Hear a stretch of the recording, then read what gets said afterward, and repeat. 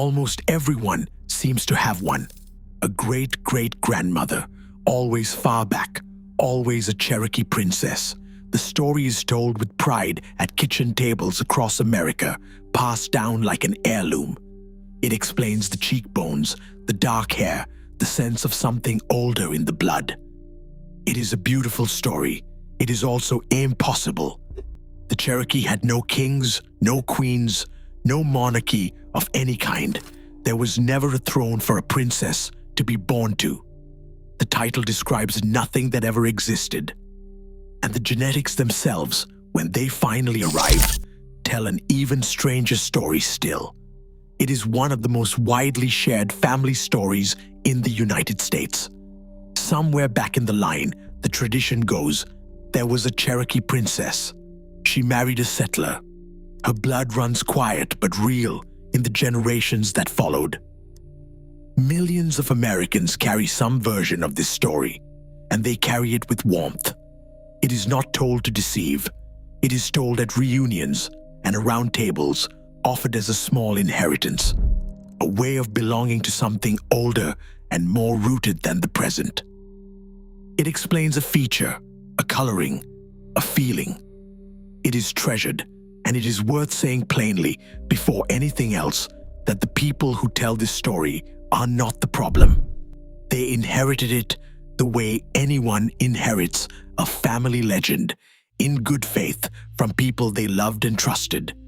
To examine the story is not to mock them. It is to ask a simpler question. Where did it come from, and is it true? Begin with the title itself. Princess. It is a European word, and it carries a European world with it. A princess implies a king and a queen. A king and a queen imply a throne, a court, a line of royal succession, a structure in which power passes down through blood from a single sovereign family. That was the political world of the Europeans who came to North America. It was not the political world of the Cherokee. The Cherokee had no monarchy. There were no kings, no queens, no royal house. Leadership was distributed, often divided between peace leaders and war leaders, and authority rested on persuasion, reputation, and the consent of the community far more than on inherited rank. There was no throne for a daughter to be born beside. There was no crown to pass down. The very office the word describes did not exist. So when someone says their ancestor was a Cherokee princess, they are describing a position that had no place in the society they are naming. But the deeper problem is not just the word, it is the entire shape of the story behind it. The classic version runs like this. A chief had a beautiful daughter. A white settler arrived, they fell in love or married, and from that union, a family descended.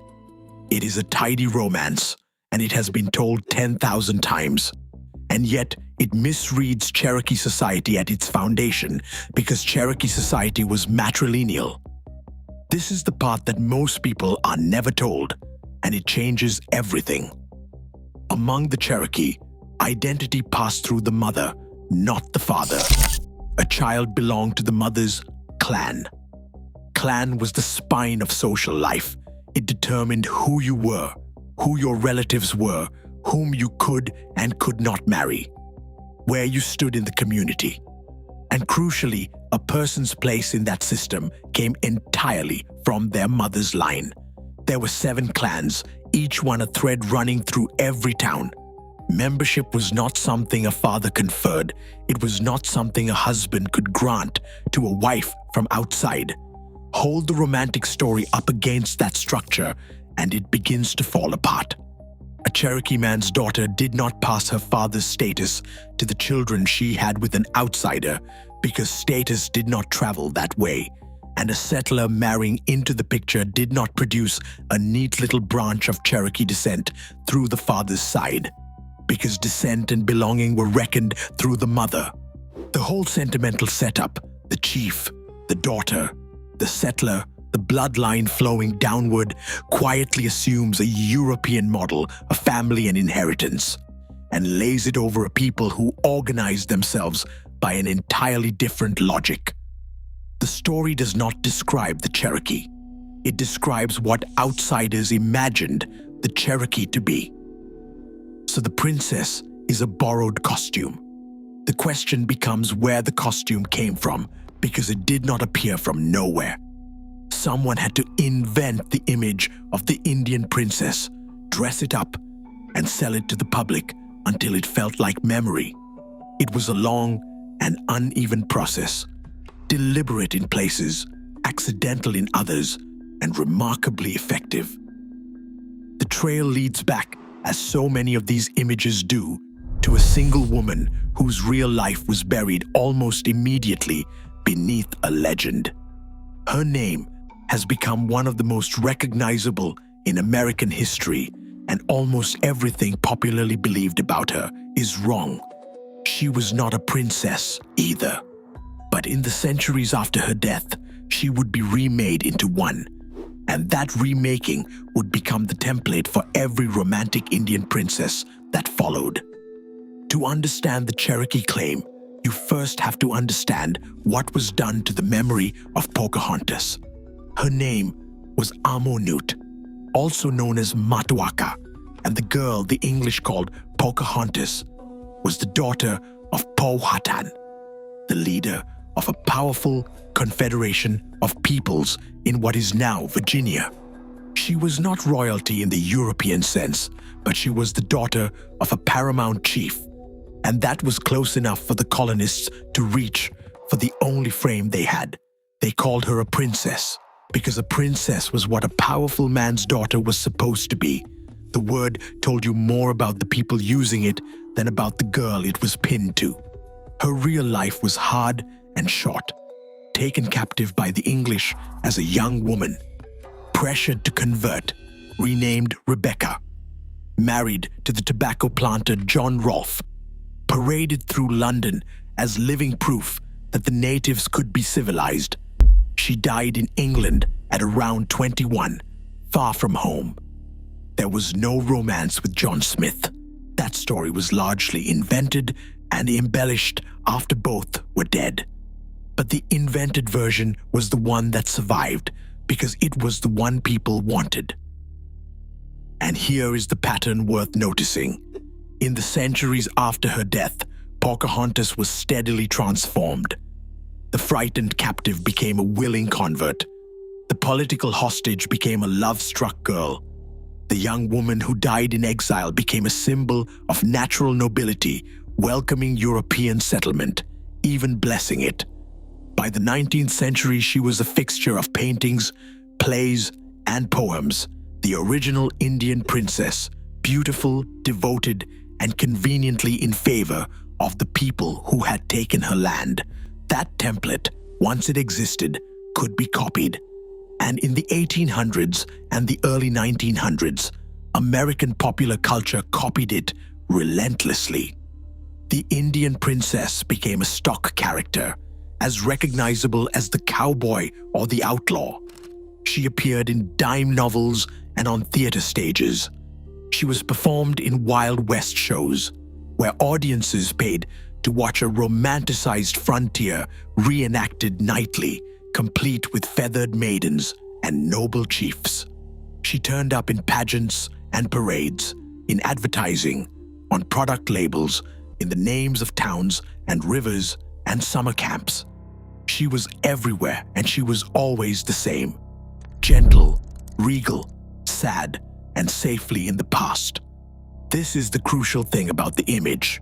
It arrived fully formed in the public mind before most Americans ever knowingly met a native person. The princess was not a memory of real people. She was a character, manufactured and sold, and by the early 20th century, she was so familiar that claiming descent from her felt natural. To say your ancestor was an Indian princess was to attach your family to a flattering, established story that everyone already recognized. But that raises a sharper question. Of all the hundreds of distinct native nations across the continent, why does this particular claim cluster so heavily, so specifically on the Cherokee? People rarely say their ancestor was a Powhatan princess, or a Lakota princess, or a Choctaw princess. Overwhelmingly, they say Cherokee. Almost always Cherokee. The historian Gregory Smithers has documented this pattern closely, and the explanation is not flattering to the myth because it has very little to do with the Cherokee themselves and a great deal to do with their place in the American imagination. The Cherokee were the most publicized of what were called the 5 civilized tribes. In the 19th century, they adopted a written syllabary, published a newspaper, built a constitutional government, and were held up, even by many of their dispossessors, as the example of a native nation that had assimilated. That visibility made the Cherokee name the one most Americans knew. And then came the event that fixed it permanently in the national memory. The Trail of Tears, the forced removal of the Cherokee from their homelands in the 1830s, became one of the most widely taught episodes of injustice in American history. The result is a strange kind of prestige.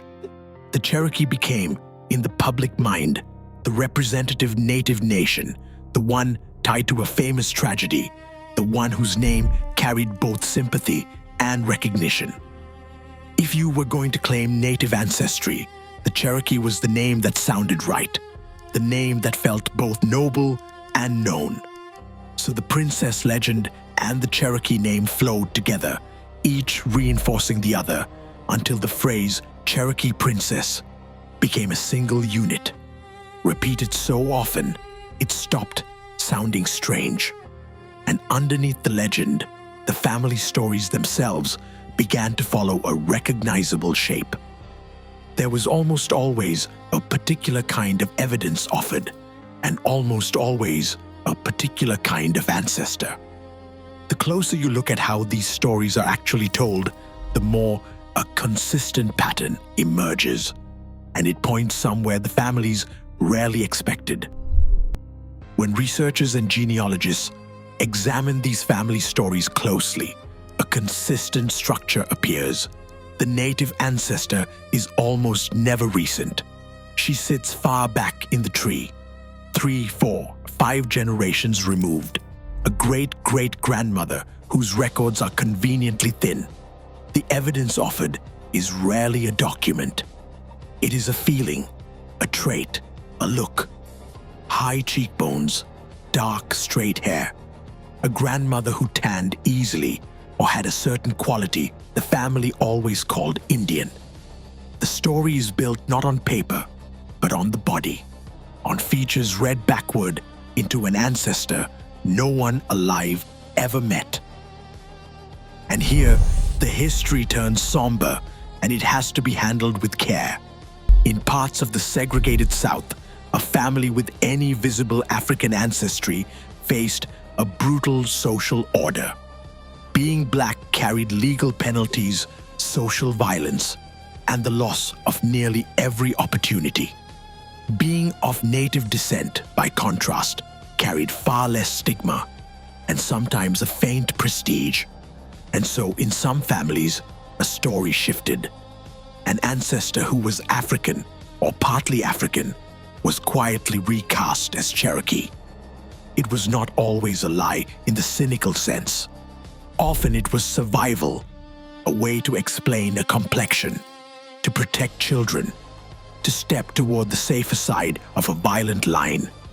The Cherokee princess, in some of these cases, was a shield.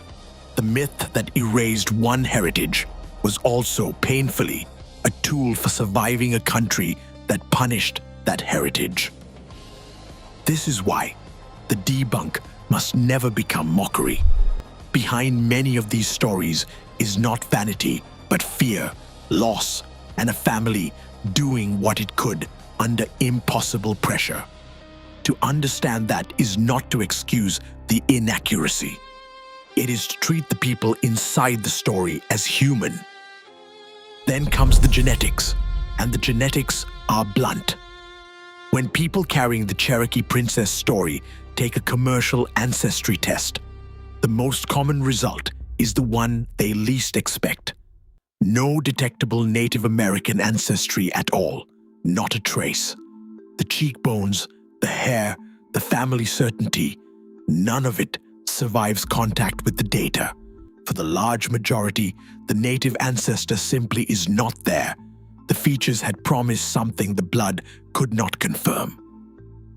But there is a second subtler point, and it matters just as much.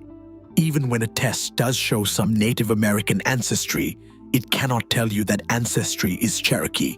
There is no Cherokee gene. There is no Sioux marker, no Navajo signature, no biological stamp that says one nation rather than another. Commercial tests estimate broad, continental, and regional categories. They cannot reach into that and pull out a tribe, because tribes are not genetic populations. They are political and cultural communities. Belonging is decided by people, not by laboratories. And that leads to the part that the tribes themselves are most insistent about. Cherokee identity is not a percentage. It is not something a saliva sample can confer. The 3 federally recognized Cherokee tribes have said this plainly and repeatedly. Citizenship is a matter of documented descent and tribal law, traced through historical records, above all the Deawi's rolls, the early 20th century census of tribal members from which citizenship is reckoned. You belong because your ancestors are on the rolls and the nation recognizes you, not because a company mailed you a pie chart. As the Cherokee Nation has put it, a DNA test cannot make you Cherokee. So the legend collapses on every front at once. The title described a position that never existed. The romance misread a matrilineal society. The image was manufactured and sold. The Cherokee name was chosen for its prestige. The family evidence was a feeling. And the DNA, in the end, usually shows nothing, and even when it shows something, it cannot say Cherokee. And yet, the point of all this is not to take something from anyone. It is to understand how a nation builds the ancestors it wishes it had. The Cherokee princess was never really about the Cherokee. She was about the people telling the story, about the longing to belong to this land, to carry a touch of the noble and the tragic, to convert a history of conquest into a gentle family romance.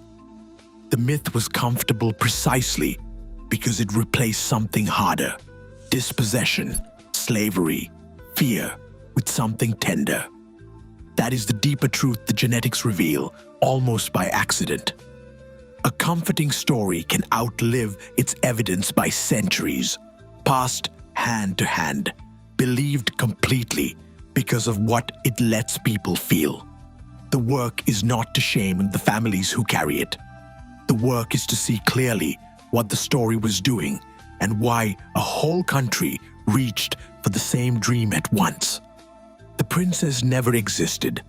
What she was standing in for always did.